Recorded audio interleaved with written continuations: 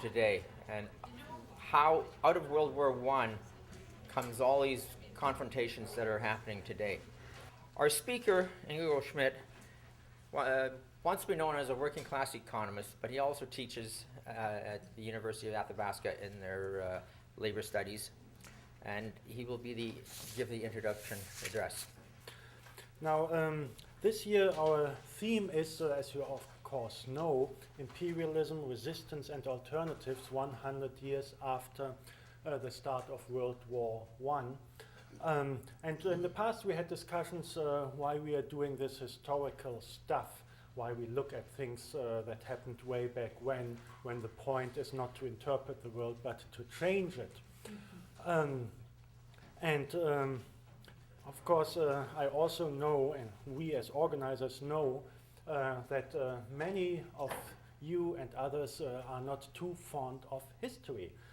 And those of you who are good citizens, you also know that history cannot matter very much because your prime minister put the historical archives of Canada on the chopping block. However, the same prime minister is very good at using history for his political purposes and also for the purposes of the people standing behind this prime minister. And the same is true, obviously, for ruling classes in other countries who are also happy to refer back to history when it suits their political purposes. For example, justifying the wars they are engaged in today, and those are the wars we are fighting against.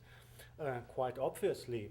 And this being 2014, the most handy thing to do was to justify today's wars, or many of them, with a reference to World War I, which started 100 years ago. And I was looking around a little bit and found actually three major themes seem to kind of come out of those efforts of justifying today's world with reference to the past, to 1914. One I would call, it actually is openly called sleepwalking. The other justification about going to war is we learned our lessons well. And the third one is birth of a nation. Now, this sleepwalking, those of you who did pay attention to British and world history in school, or might have just done a Google check, will find out two things. There was an English Prime Minister, Lloyd George, who in 1920, looking back at World War I, said, well, we were kind of sleepwalking into it. We didn't really know what was going on, and we didn't really know what we were doing either. And this notion of sleepwalking was picked up by an Australian historian who wrote a bestseller about the sleepwalkers. His name is Christopher Clark. And the book came out very timely, 2 or 3 years, I can't recall exactly, prior to 2014. And it set the tone, and many people would pick it up and say, yeah, they were really sleepwalking into the war. Now that's of course a very apologetic idea, kind of trying to justify what they have done in terms of industrialized manslaughter by saying, well, if we had known in advance, maybe we wouldn't have done it. Obviously that is a lie to some extent because the plans were all ready to go, as became quite obvious from July to early August 1914. So obviously there were some people in the ruling classes then who wanted to go to war and had just waited for the chance to do so. On the other hand, I think there is a grain of truth in this notion of sleepwalking because those who sent the soldiers to war, where they ended up in the trenches very soon, they didn't really expect the kind of industrial manslaughter that actually happened. What we can draw from that, I would argue, is not to say, well, sometimes you make mistakes and you have to live with that. What we can draw from that, I would argue, is, well, that if people at the top are not knowing what they do, then it's better not to have people at the top and cut radically their decision-making powers. Now, the second justification to go to war, we learned our lessons so well That is particularly popular in Europe, where in World War I, a significant, I think, if I've done my stats right, most of the fighting and dying has been done. In the Second World War, this has shifted to a significant degree to Asia. But in World War I, it was largely in Europe, and so European leaders these days are full of themselves saying, we learned the lesson, this was so awful, and it's not supposed to happen again. Well, that sounds very good, and Europe takes pride in being such a peaceful area, unless on the territory that's known as Europe there are rogue states like Yugoslavia, then they have to be bombed, unless Ukraine, where you don't know exactly whether this is Europe or Asia.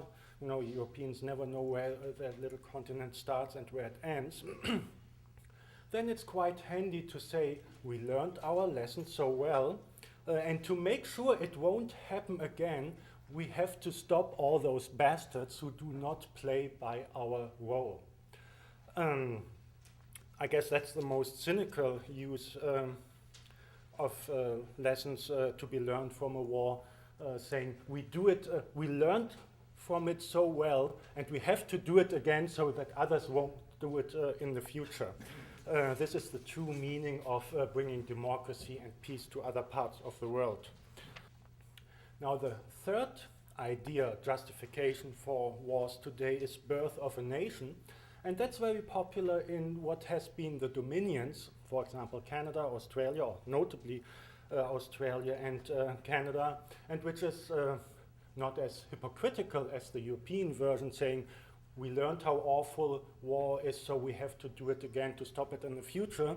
It's openly said by Stephen Harper and his buddy, and Australia is also has moved very strongly to a very aggressive foreign policy, very militarized, is our nation comes out of war, and to honor the dead, we have to kill people today. Well, from a human rights point of view, you might say that's pretty cynical also. Now, I assume if you come out on a Saturday morning to a peace forum teach-in, you're really more interested in stopping war today and in the future than hearing about history. So if you reject wars and injustices around the world, what do we do with our imperialism, resistance, and alternatives? I would argue we have to know what imperialism looked like then in order to understand how it looks like now, and that allows us to draw lessons from the resistance that was put up in the past in order to inform and guide our resistance today. Of course, this is closely tied in with the idea that the resistance also has a goal, has an aim, and that is changing the world for the better, that is looking for alternatives to the imperialist and capitalist world we are living in today. Now, in 1914, the world looked different in many ways from what it looks today. The world was ruled by European colonial powers. There was no doubt they were in the driver's seat, and they had their quarrels with each other, and that's what they went to war about. Today, that's very different. It's hard to imagine these days that Germany would declare war on France, and England would then declare war on Germany, etc., etc., that this imperialist chain would fall apart so that the imperialist powers would fight each other. Everybody knows the name of the guy who is in the driver's seat these days and has been in that position for a long time. It's our neighbor, Uncle Sam, and all the other imperialist powers are quite happy to line up behind Uncle Sam, whether it's Canada, whether it's the European countries, whether it's Japan. There's a little bit of questioning what to do about these funny, highly populated countries with lower per capita incomes than the Western countries. I'm speaking about Brazil, Russia, India, and China.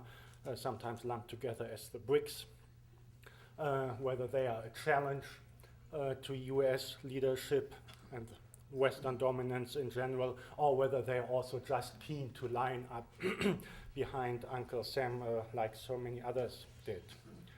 Now the world also looks very different in another way. In 1914, a process of sending troops overseas, set up a flag and hope this will lead to good business, establishing markets was the predominant form of the colonization of the world.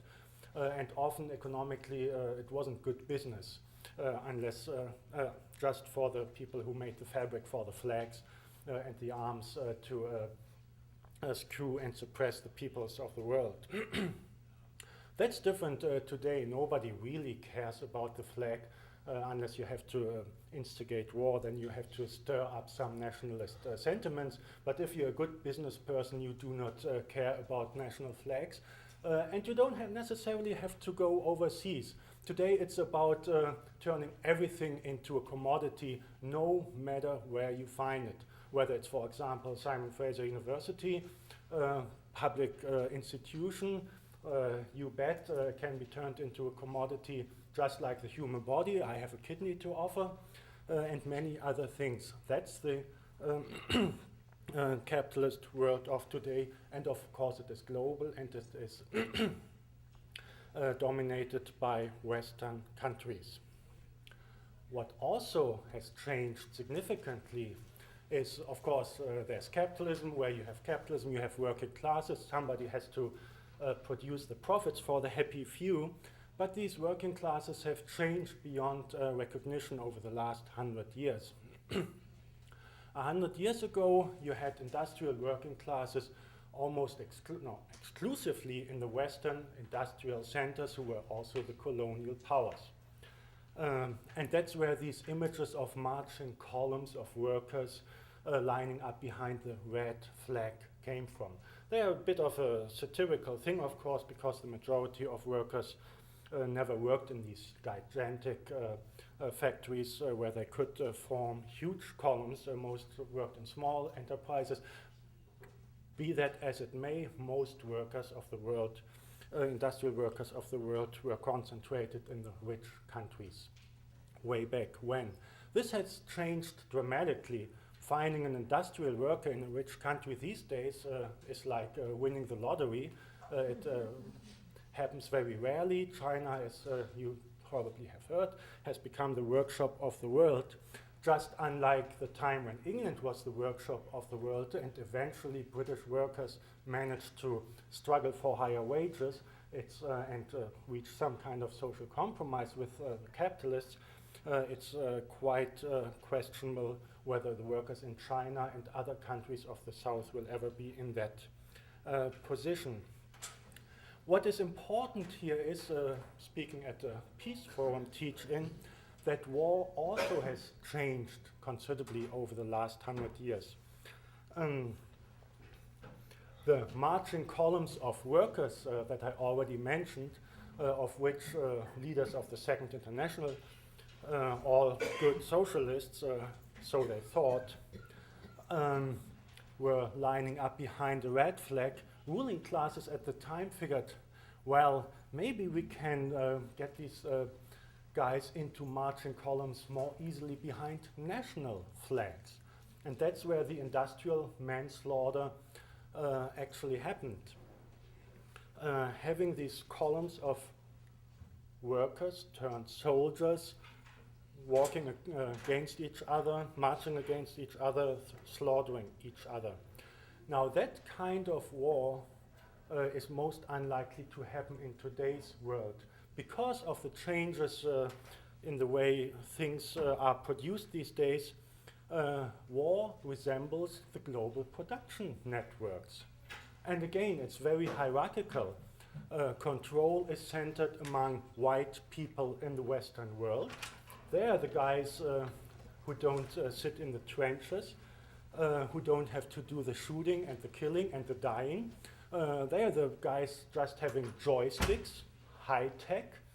And if you do need boots on the ground, You do everything you can, and Uncle Sam knows that better than anybody else after the disasters in Afghanistan and Iraq. It's better to hire local people.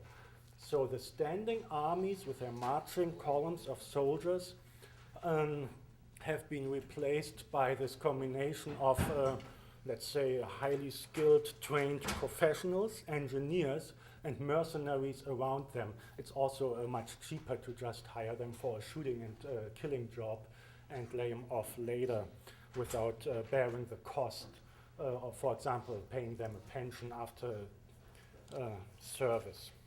And of course, the types of wars also have changed in the sense that it's not the big powers fighting against each other. It's actually more like it has been prior to 1914. If you read European history books, they're always full of, there were decades of peace in Europe. It was a peaceful world.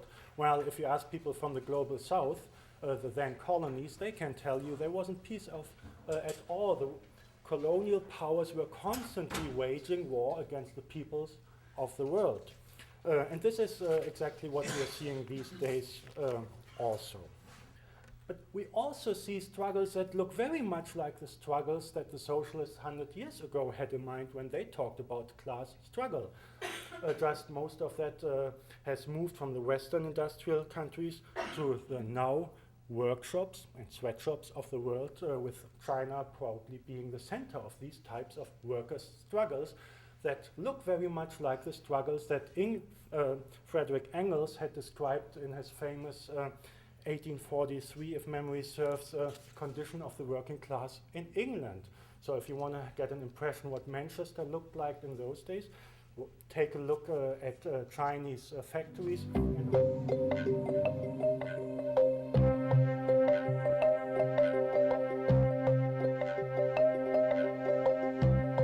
Because in 1914, the resistance had collapsed. There was the Second International, which had declared until right into the first days of August that it would stop the war effort of the ruling classes of Europe. They would not send workers from one country to shoot workers from another country. While comes the declaration of war, all of that was forgotten in a second, literally in a second. But certainly the organized working classes of Europe had utterly failed because those who were still opposed to war were not able to push these converted nationalist social democratic leaders on the side and say, get out of the way, we have to stop the war. But it did happen over the course of the war. Really amazing how quick that happened. That new socialist movements, which then called themselves communist, sprang up. And they did understand that you have to make a link in a world that is not only divided between capitalists and workers, but also between colonizing powers and colonized people, that you have to make a link between socialism and anti-imperialism.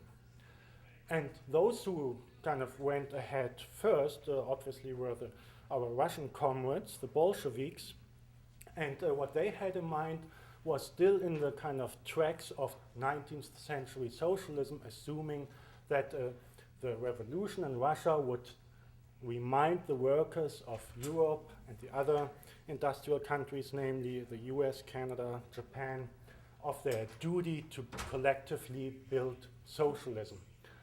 Without much thinking strategically what that would imply for the colonized people of the world. But as we all know, this did not lead to the global rule of socialism or communism. These struggles were defeated. So that today, speaking about resistance, we are much less confident than the ones who came before us. And this lack of confidence leads to disorientation in terms of who actually are we fighting against? If we want to be anti-imperialist, sure, you are against Uncle Sam and the buddies in the West, that's an easy one.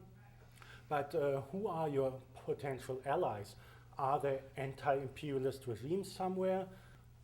On a more practical level, how do you get out of this imperialist world, which is now, as we all know, globalized, the buzzword since the 90s until today? Well, there are some cautious efforts to de-link in Latin America. Until July 1914, socialists thought they are unstoppable. Then they were derailed by the war effort for 3 years, but then they had this enormous comeback. History was on our side, and some would actually claim that they were able to prove scientifically that there is no alternative to socialism. This is how it was in those days. You had capitalists who thought, well, I hate it, but probably it can't be avoided. And what couldn't be avoided was socialism. But if you look back and ask, what did they actually mean by socialism, you start wondering, well, I'm not so sure about that. One of the scientific ideas was showing that capitalism is a chaotic system. It's totally irrational. There's the anarchy of the markets. And that just produces chaos, disorder. Nobody knows what's going on. And we have to organize and build a more rational society. And what does a rational society looks like? Well, we need some planning. And some of the blueprints for the planning were actually delivered by engineers working in and for capitalist corporations. Most famous of them is Frederick William Taylor, who also had the idea of organizing capitalist production more rationally than had happened before. And he knew perfectly well, and he was absolutely right, that his rational planning was very good for the profits of the people who hired people like him, Taylor. But those ideas were also adopted by socialists. And what came out of that, we had 70 years of experience, had this experiment for 70 years, was yes, a bureaucracy. Lots of socialist Marxists were very quick at pointing out, well, that's not socialism, that's just a stupid bureaucracy, which it surely was. But it was not even as efficient as the designers of that system had thought. It was a bureaucratic anarchy. Everybody who knows bureaucracy today in the capitalist world has an impression how there's nothing efficient about bureaucracies. This is true, for example, if you try to get a room in a partially commodified university like Simon Fraser University, and it was also true in the Soviet Union. The idea of having the anti-colonial revolution, as good and necessary as it certainly was, of course also had its shortcomings. It underestimated the desire of some people, just like in the Soviet Union, where some ambitious working class kids figured, well, this is a chance to get away from the assembly line. This is a chance to sit in a cushy chair, become a bureaucrat. In the global south, you also had ambitious people who quickly would fill the ranks of what Marxists would then call the comprador bourgeoisies, those who were sucking up to the Western masters just to get their share of the pie and keep on screwing the people of the south. We have a multitude of struggles. It's difficult to maintain oversight. As early as 94, so that's just 20 years ago, not 100 years, we had the Zapatistas saying, ya basta, it's enough. Nobody really knew what they wanted, and they were quite open and said, we don't know what we want either, but we start doing it anyways. And as stupid as it sounds, it resonated with lots of people. And it inspired people in the global north to start something which became known as the World Social Forum. Yes, I know it says World Social Forum, but by and large it was still, and that's a problem of course, dominated by progressives from Western countries. And later this, or actually just very short time ago, similar arguments or slogans came out from the Idle No More movement here in Canada. And that, of course, is part of a much larger indigenous movement where it's also not quite clear what they are for. It's pretty clear what they're against. It's all in the spirit of this, we had enough of this, and we do not want to see the whole world turned into commodities that can be bought and sold.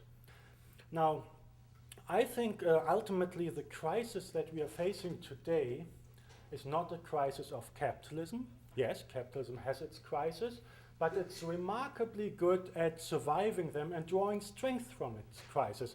If you beat down capitalism, it gets on its feet again and fights back.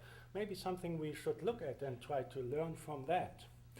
I would argue the crisis today is ultimately a crisis of socialism, of the socialist left, which is either totally absent or has taken refuge to very abstract claims that do not help us very much in struggle.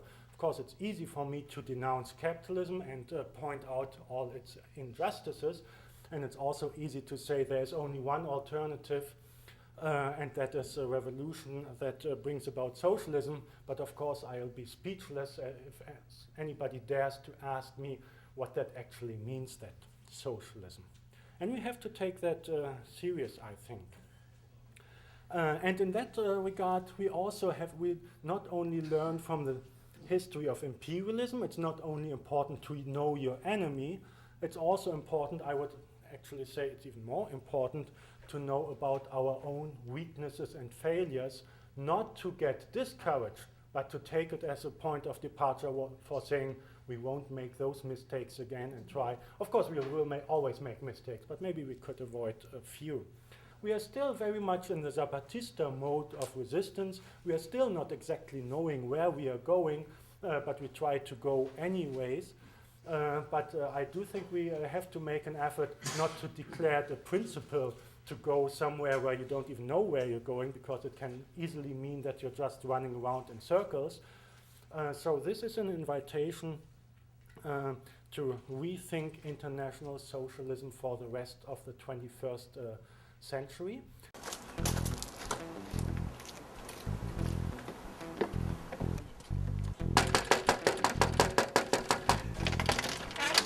Hello. Hello, are you Mr. British Columbia? Yes, I am. Did you order some democracy pizza? Yes, I did. Well, we've got 3 types here for you. All right. This one is called representative democracy. Oh, that's a 200-year-old. First past the poll. First, yeah, that's an What do you old kind think? of representation. What do you think? Yes, it smells old. Old, okay. Well, let's try this one. This representative democracy, but it's proportional democracy. Now, Yes, that's- in 2005, 57% of your neighbors wanted this kind of pizza. Well, that empowers the parties. I want it to does. empower myself, the individual. Well, the radio said just a couple weeks ago, 67% of your neighbors wanted this kind. It looks good to me. Yeah, Looks yes. good. Well, it's better than. We've got one Some more more kind here. ones. Now, this is very new. Very Yes. tasty, I've heard. Now, this is called direct democracy pizza. I like that. In 1991, 83% of your neighbors wanted this. Let's see. That smells good. Okay, well, what kind would you like? Either proportional or direct democracy? I like direct democracy. Why All would I right. give my power to somebody else to represent me when I can represent myself? Smells good. Okay, well, Direct enjoy. democracy. Thank you. Enjoy your direct democracy. Yummy.